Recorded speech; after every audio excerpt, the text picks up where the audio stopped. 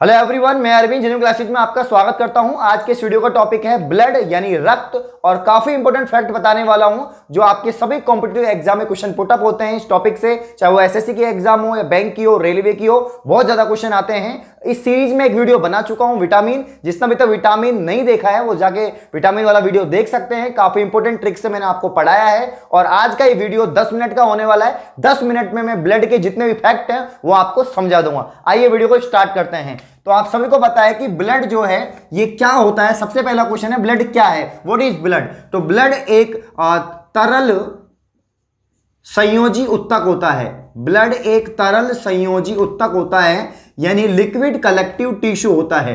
तो ब्लड एक तरल संयोजी उत्तक है। यह हल्का क्षारीय होता है। कैसा होता है? यह हल्का क्षारीय होता है। हल्का क्षारीय है ना, हल्का क्षारीय होता है। इसका पीएच कितना होता है पूछा जाता है, तो 7.4 इसका क्या होता है? पीएच होता है। बात करें अगर ब्लड की बात करें तो एक उत्तक है, एक टिश्यू है, कलेक्टिव टिश्यू है, तरल संयोजी उत्तक, हल्का क्षारीय होता है। इसका पीएच होता है 7.4। अब हम बात करें ब्लड की कि ब्लड किससे मिलकर बना होता है। तो दो पार्ट होते हैं ब्लड के, एक द्रव भाग होता है, एक ठोस भाग होता है। उससे पहले हम जान लेते हैं ब्लड के बारे में और भी कि ब्लड का जो लाल रंग होता है वो क्यों होता है। तो आप सभी को पता है कि ब्लड का रेड कलर क्यों होता है, क्योंकि इसमें हीमोग्लोबिन पाया जाता है। क्या पाया जाता है? हीमोग्लोबिन, जो एक लाल वर्णक होता है। तो हीमोग्लोबिन के कारण ही आपका जो ब्लड है वो किस रंग का होता है? लाल रंग का होता है, रेड कलर का होता है। अब हम बात करें ब्लड की कि वयस्क के अंदर ब्लड का निर्माण कहाँ होता है। तो लाल अस्थि मज्जा में होता है। कहाँ पर होता है? लाल अस्थि मज्जा में होता है, यानी रेड बोन मैरो के अंदर होता है। रेड बोन मैरो के अंदर वयस्क में रक्त का निर्माण होता है। अगर हम बात करें कि नवजात शिशु या भ्रूण में रक्त का निर्माण कहाँ होता है, तो प्लिया के अंदर। नवजात शिशु, अगर नवजात शिशु की बात की जाए कि नवजात शिशु में रक्त का निर्माण कहाँ होता है, तो प्लीहा में होता है। प्लीहा को आप स्प्लीन कहते हैं। क्या कहते हैं? स्प्लीन कहते हैं। ये आरबीसी का कब्रिस्तान होता है। क्या होता है? आरबीसी का कब्रिस्तान। तो यहां पर मैंने पहला फैक्ट बताया कि ब्लड क्या है। तो ब्लड एक तरल संयोजी उत्तक है।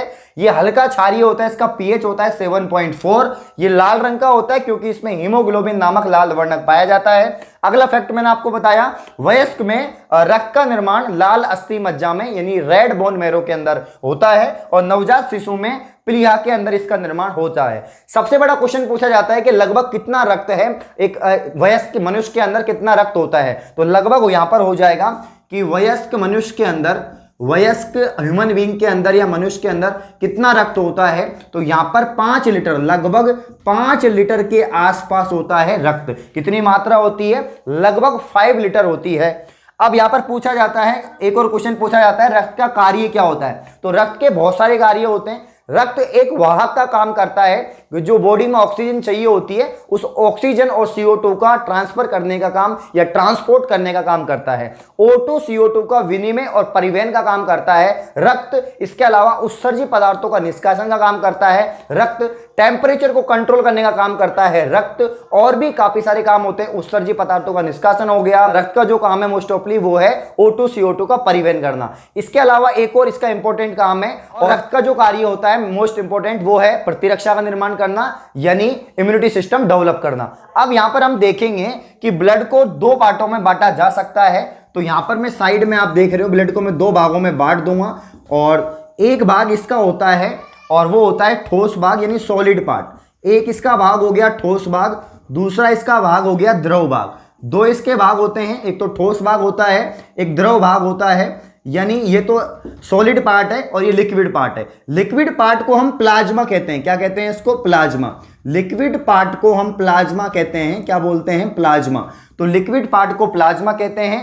ठोस भाग किससे मिलकर बना होता है? तो ये कणिकाओं से मिलकर बना होता है। किससे मिलकर बना होता है? कणिकाएं। कणिकाएं आपको पता है आरबीसी कणिकाएं होती हैं, WBC होती हैं। इसके अलावा प्लेटलेट्स होती है। क्या होती हैं? प्लेटलेट्स, जिनको बिंबाणु कहते हैं, वो भी कणिकाएं होती हैं। तो ये 3 प्रकार की कणिकाएं होती हैं ठोस भाग के अंदर। द्रव भाग की बात करें, इसे प्लाज्मा कहते हैं। कितने प्रतिशत होता है? तो आपका जो द्रव भाग या प्लाज्मा वाला भाग है ये होता है 55%, और वहीं अगर हम बात करें ठोस भाग की तो ये होता है आपका 45%। कितना परसेंट होता है? 45%। जबकि लिक्विड वाला जो पार्ट होता है ये 55% होता है। यहां पर मैं आपको बताना चाहूंगा 55 में से 92% तो क्या होता है? वाटर होता है। इसीलिए लिक्विड पार्ट है, क्योंकि इसमें 55% में से 92% यानी 92% वाटर होता है, पानी होता है। इसके अलावा 8% यानी बचा हुआ शेष 8% कार्बनिक अकार्बनिक पदार्थ होता है। क्या होता है? कार्बनिक तथा अकार्बनिक पदार्थ होता है। तो यहां पर कार्बनिक और अकार्बनिक पदार्थ ये पाए जाते हैं आपके यहां पर 8%।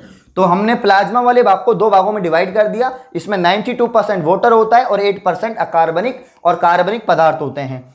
ठोस भाग की बात करें तो पूछा जाता है, ठोस भाग 45% होता है और इसके अंदर 99% होती हैं आरबीसी। सबसे ज्यादा संख्या होती है आरबीसी की, यानी रेड ब्लड कार्पोसेल की बहुत ज्यादा संख्या होती है। इसके अलावा डब्ल्यूबीसी और प्लेटलेट्स की अगर हम बात करें तो ये 1% में होती है। कितनी परसेंट में होती है? 1% में। तो 99% तो आरबीसी होगी, इसके अलावा 1% डब्ल्यूबीसी और प्लेटलेट्स हो गया। अब हम डिटेल में बात करते हैं आरबीसी, डब्ल्यूबीसी, प्लेटलेट्स की। तो हम बात करते हैं यहाँ पर आरबीसी की। आरबीसी का यहाँ पर पूरा नाम हो गया लाल रक्त कणिकाएं। क्या होता है इसका पूरा नाम? लाल रक्त कणिकाएं, यानी रेड ब्लड कार्पोसेल्स। इनको हम सेल ना बोलकर कार्पोसेल बोलते हैं, क्योंकि इनका जीवन काल फिक्स होता है, ये विभाजन नहीं करती हैं, इनका फिक्स एक लाइफ साइकिल होता है, इसीलिए इनको कार्पोसेल कहते हैं। तो ये लाल रक्त कणिकाएं होती हैं, इनको हम इरिथ्रोसाइट भी कहते हैं। क्या बोलते हैं इनको? इरिथ्रोसाइट। तो इनका नाम हो गया इरिथ्रोसाइट। इसके अलावा डब्ल्यूबीसी को हम श्वेत रक्त कणिकाएं कहते हैं, श्वेत रक्त कणिकाएं कहते हैं। और इनको हम बोलते हैं, एक तरह से रासायनिक नाम इनका हो जाएगा ल्यूकोसाइट। क्या हो जाएगा? ल्यूकोसाइट। तो ल्यूकोसाइट इनका रासायनिक नाम होता है। इसके अलावा हम बात करें प्लेटलेट्स की तो इनको हम क्या बोलते हैं? इनको हम बोलते हैं थ्रोम्बोसाइट। क्या बोलते हैं? थ्रोम्बोसाइट बोलते हैं। और हिंदी में प्लेटलेट्स को कहा जाता है बिंबाणु। क्या कहा जाता है? बिंबाणु कहा जाता है। तो हिंदी में बिंबाणु कहते हैं और रासायनिक नाम हो गया इसका थ्रोम्बोसाइट। अब हम बात करते हैं आरबीसी की। आरबीसी जो है रेड ब्लड कार्पोसेल जो हैं, इनका मतलब इनमें केंद्रक नहीं होता, ये केंद्रक विहीन कोशिकाएं होती हैं एक तरह से। तो इनको हम बोलते हैं केंद्रक विहीन। ये केंद्रक विहीन होती हैं। क्या होती हैं? केंद्रक विहीन कोशिकाएं होती हैं। इनमें केंद्रक नहीं होता, तो केंद्रक विहीन कणिकाएं या कोशिकाएं होती हैं। तो क्योंकि बहुत सूक्ष्म होती हैं, केंद्रक नहीं होता, इसीलिए क्या होती है? बहुत छोटी होती हैं, बहुत सूक्ष्म होती हैं। और लगभग इनकी जो संख्या होती है वो लगभग 5 मिलियन होती है। 5 मिलियन का मतलब लगभग 50 लाख के आसपास इनकी संख्या होती है आरबीसी की। आरबीसी की संख्या होती है लगभग 50 लाख यानी 5 मिलियन के आसपास होती है। अब यहां पर मैं बताना चाहूंगा आरबीसी के बारे में, ये लाल रंग की होती हैं। क्यों होती हैं लाल रंग की? क्योंकि इसमें क्या होता है? हीमोग्लोबिन। आपको पता है हीमोग्लोबिन एक लाल वर्णक है, इसीलिए यहां पर आपकी आरबीसी लाल रंग की होती है। ठीक है भाई, आरबीसी आपको समझ में आ गया। आरबीसी की जो संरचना होती है वो गोलाकार होती है, ये भी आप जान लें। अब हम बात करते हैं डब्ल्यूबीसी की। एक बात और बता देता हूं, आरबीसी में इसका जो मुख्य कार्य है वो O2 व CO2 को परिवहन करना है। तो O2 और CO2 को ट्रांसपोर्ट करने का काम, परिवहन करने का काम जो होता है वो होता है आरबीसी में। डब्ल्यूबीसी की अगर हम बात करें तो इसको श्वेत रक्त कणिकाएं कहते हैं, रासायनिक नाम इसका ल्यूकोसाइट हो गया। अब हम बात करें डब्ल्यूबीसी की तो इनको सैनिक कणिकाएं भी कहते हैं। क्या कहते हैं इनको सैनिक कणिकाएं कहते हैं, क्योंकि ये प्रतिरक्षा का निर्माण करती हैं। किसका निर्माण करती हैं? प्रतिरक्षा का निर्माण करती हैं।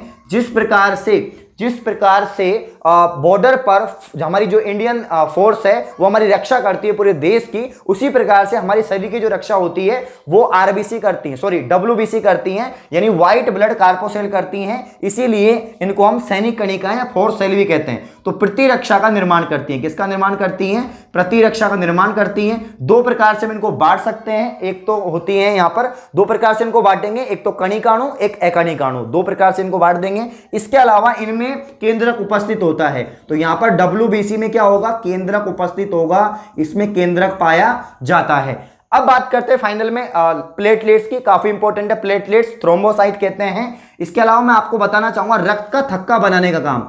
रक्त का थक्का बनाने का काम करती है आपकी प्लेटलेट्स। तो रक्त का थक्का बनाने का काम करती है प्लेटलेट्स, बहुत इंपॉर्टेंट है। इनको बिंबाणु कहते हैं। सामान्य मनुष्य में इसकी जो संख्या होती है लगभग 3.5 लाख होती है, 3.5 लाख मैं बोल सकता हूं, लगभग 3.5 लाख संख्या होती है प्लेटलेट्स की। और इसकी संख्या कम आ जाती है अगर आपको डेंगू या चिकनगुनिया हो जाता है, उस समय प्लेटलेट्स की संख्या बहुत कम हो जाती है। इसके अलावा मैं आपको बताना चाहूंगा ये भी क्या होती हैं, ये भी केंद्रक विहीन होती हैं। क्या होती हैं? केंद्रक विहीन कणिकाएं होती हैं। तो यहां पर जो प्लेटलेट्स हैं ये भी केंद्रक विहीन कणिकाएं हैं। तो कुछ इंपॉर्टेंट फैक्ट मैंने आपको बताए हैं, वापस से रिवाइज करवा देता हूं। आरबीसी की बात करें, रेड ब्लड कार्पोसेल्स, इरिथ्रोसाइट कहेंगे, केंद्रक विहीन कणिकाएं होती हैं। 5 मिलियन यानी लगभग 50 लाख इनकी संख्या होती है। लाल रंग की होती हैं क्योंकि इनमें हीमोग्लोबिन पाया जाता है। O2 व CO2 का परिवहन करती हैं, मुख्य काम है O2 CO2 का परिवहन करना। WBC इनमें हीमोग्लोबिन नहीं होता, इसीलिए ये क्या होती हैं? व्हाइट ब्लड कार्पोसेल होती हैं, इसीलिए सफेद होती हैं। ठीक है, इनको ल्यूकोसाइट कहते हैं, सैनिक कणिकाएं कहते हैं क्योंकि प्रतिरक्षा का निर्माण करती हैं और इनमें केंद्रक उपस्थित होता है। प्लेटलेट्स की बात करें, इन्हें बिंबाणु कहते हैं, थ्रोम्बोसाइट कहते हैं क्योंकि रक्त का थक्का बनाने का काम करती हैं। इसके अलावा इनकी संख्या होती है लगभग 3.5 लाख और ये भी केंद्रक विहीन होती हैं। तो ये जो मैंने आपको बताया है ये आपकी 3 मुख्य कणिकाएं होती हैं ब्लड की। 2 पार्टों में हमने ब्लड को बांटा था। आई होप आपको ये फैक्ट समझ में आए होंगे और इनसे बहुत ज्यादा क्वेश्चन पूछे जाते हैं। ऐसी और वीडियो पाने के लिए आप चैनल को सब्सक्राइब करें। धन्यवाद।